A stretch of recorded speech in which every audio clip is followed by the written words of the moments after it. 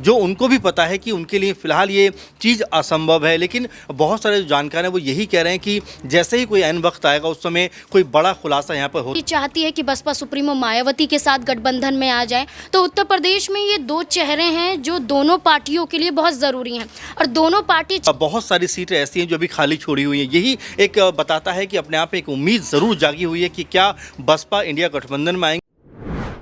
Next 9 news में आपका स्वागत है। मैं हूं आपके साथ अबरारुल हक रहमान।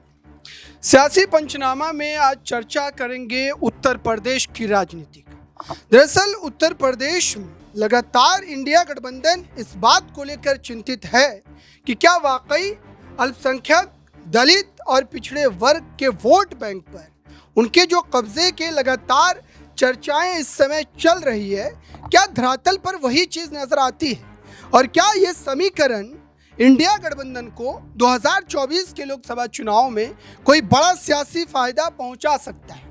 इस पूरे मामले को विस्तार से समझेंगे दर्शकों, परत दर परत इस बात पर चर्चा करेंगे। न्यूज़ रूम में बैठे सहयोगियों से भी जानेंगे कि आखिरकार उनके नज़रिए से ये पूरा मामला क्या है और आने वाले कुछ दिनों में भारतीय जनता पार्टी के लिए क्या इंडिया गठबंधन एक नई चुनौती खड़ा कर सकता है। इस पूरे मामले पर आइए विस्तार से समझते हैं, लेकिन पहले कुछ जानकारी आप समझ लीजिए कि आखिरकार दलित वोट बैंक पर जो एक बड़ा कब्जा लगभग कई दशकों से चला आ रहा है मायावती को लेकर के कई तरीके की चर्चा है। खास तौर से इस बात की कि क्या मल्लिकार्जुन खड़गे को लेकर के जो बातें कही जा रही थी इंडिया गठबंधन के दूसरे और तीसरे बैठक में, अब क्या उस चेहरे से रिप्लेस कर मायावती को आगे किया जाने वाला है। क्या मायावती दलित चेहरे के साथ साथ एक महिला होने के नाते कहीं ना कहीं वोट बैंक को अच्छी तरीके से जो है इंडिया गठबंधन के झोली में डलवा सकती है। ये भी रणनीति हो सकती है दर्शकों। अब इसको लेकर के जो बड़ी खबर है वो खबर ये सूत्रों के हवाले से कि प्रियंका गांधी मायावती के बीच फोन कॉल पर इस पूरे मामले पर विस्तार से चर्चा हो चुकी है और आने वाले 8 दिनों के भीतर इस पूरे मामले पर आधिकारिक रूप से गठबंधन का जो तमाम आप कह सकते हैं कि चर्चा कहें या फिर सीट शेयरिंग का फॉर्मूला कहें, वो आपको खुले तौर पर आधिकारिक रूप से देखने को मिल सकता है।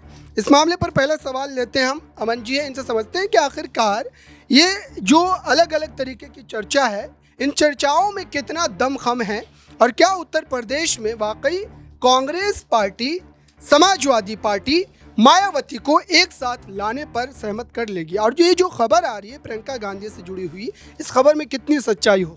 देखिए बिल्कुल, अगर हम देखें तो अभी तक जो सपा है उसने पूरी तरह से अपने पत्ते नहीं खोले। हालांकि ये ज़रूर कहा जाता रहा है कि जो उत्तर प्रदेश में मायावती के बिना सपा की कहानी आगे बढ़ना मुश्किल है, क्योंकि अगर आप समीकरण को समझें तो बीजेपी को हराना इस समय अकेले दम पर ना सिर्फ सपा के लिए, बसपा के लिए, किसी भी दल के लिए मुमकिन नहीं है, खासकर यूपी में। क्योंकि दोनों चुनावों की अगर बात करें 14 और 19 की, तो वहाँ पर बीजेपी ने एक तरफा जीत दर्ज की। हालांकि 19 में ज़रूर ये कहेंगे कि सपा और बसपा का गठबंधन था तो ज़रूर 10-12 सीटों का घाटा उनको हुआ। लेकिन एक बार फिर जो 24 में हम माहौल देख रहे हैं कि यहाँ पर बसपा अलग कहानी कहती हुई नजर आती है, तो सपा अपने आप में अलग बात कहती हुई यहाँ पर नजर आ रही है। लेकिन ये सबको पता है कि अगर दोनों अलग अलग लड़े तो बहुत अच्छा रिजल्ट यहाँ पर नहीं आएगा, क्योंकि कल भी अखिलेश यादव ने यही बात कही है कि मायावती के जितने भी लोग हैं, प्रत्याशी हैं, वो किसी न किसी तरह से बीजेपी को फायदा पहुंचाते हुए नजर आते हैं। और ये जिस तरह की बात उन्होंने कही उससे समझा जा सकता है कि अभी भी एक संभावना के तौर पर देखा जा रहा है, क्योंकि कह सकते हैं कि अभी जिस तरह की खबर सामने आ रही है, एक बड़े पत्रकार ने इसको लेकर खुलासा किया कि जो आंकड़े बताए उन्होंने कहा कि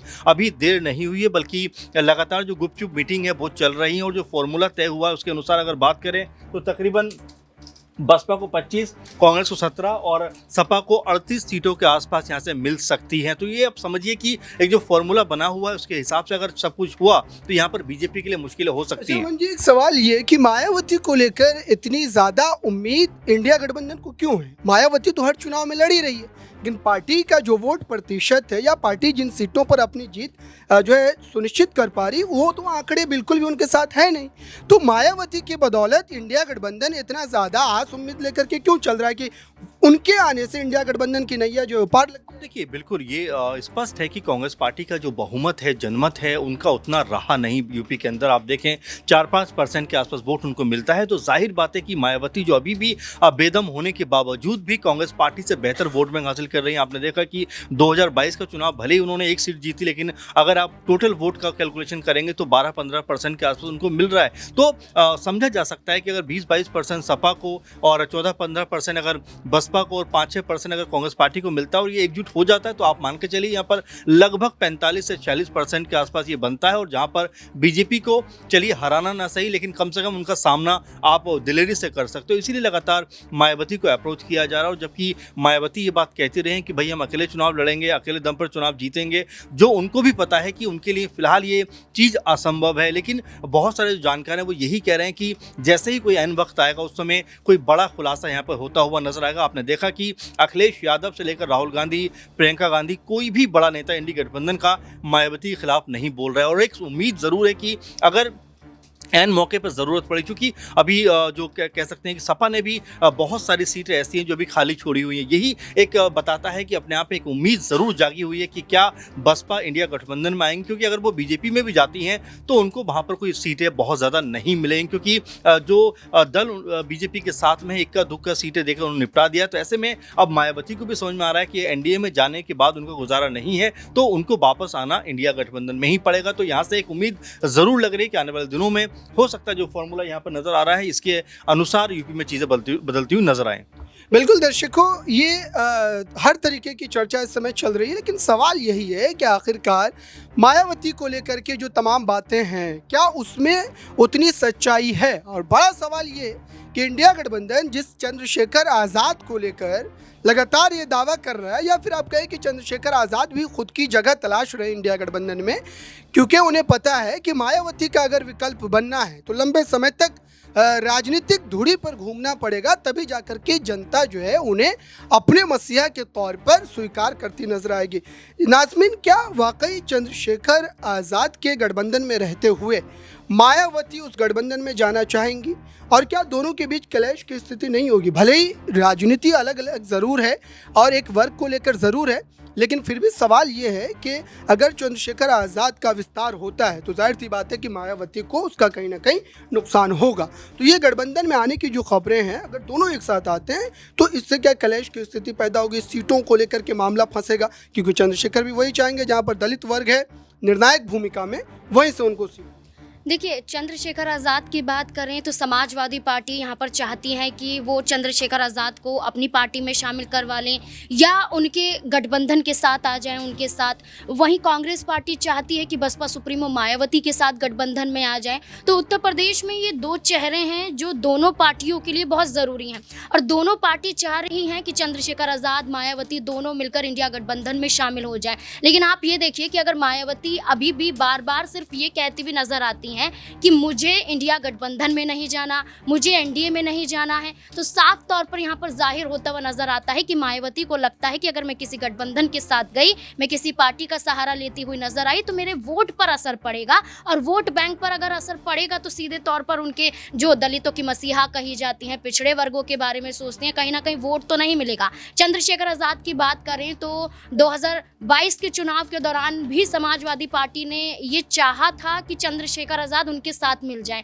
जब सुभाषपा प्रमुख ओपी राजभर का सहारा लिया गया था, ओपी राजभर चंद्रशेखर को साधने की कोशिश कर रहे थे, तब भी कहा था 3 से 4 सीटें आपको दे दी जाएंगी। इतना ही नहीं, ये कहा गया था आपको एमएलसी भी बना दिया जाएगा। तब चंद्रशेखर आज़ाद ने साफ तौर पर इनकार कर दिया था, मैं किसी गठबंधन के साथ नहीं जाऊंगा। आज मायावती इनकार करती हुई नजर आ रही हैं। दोनों का रुख साफ है कि वो किसी गठबंधन के साथ नहीं जाना चाहते, लेकिन लोकसभा का चुनाव लड़ना चाहते हैं। जैसे चंद्रशेखर आज़ाद की बात करें, नगीना सीट पर अड़े हुए हैं। वहीं चौथी लिस्ट समाजवादी पार्टी की जारी होगी, नगीना सीट पर प्रत्याशी को उतारना है, लेकिन चंद्रशेखर आज़ाद का नाम बार बार समाजवादी पार्टी के मुंह पर आ रहा है। वो चाहते हैं कि चंद्रशेखर आज़ाद आ जाएं और उससे बहुत बड़ा फायदा मिलेगा, लेकिन ना चंद्रशेखर आज़ाद ना मायावती, कोई भी इंडिया गठबंधन की तरफ रुख करना नहीं चाहता है।